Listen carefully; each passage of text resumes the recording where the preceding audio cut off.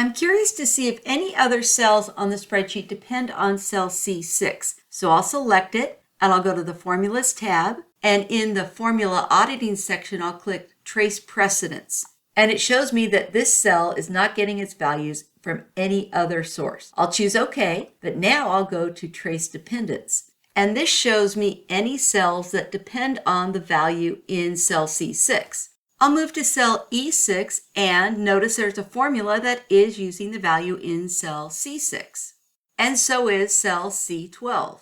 And it's also pointing to an icon that looks like a sheet. If I double click on the tip of the black arrow pointing to the sheet, it opens up a dialog box and it shows me that there are two cells on other sheets that depend on the value in cell C6. So I'll click on the first option and click OK.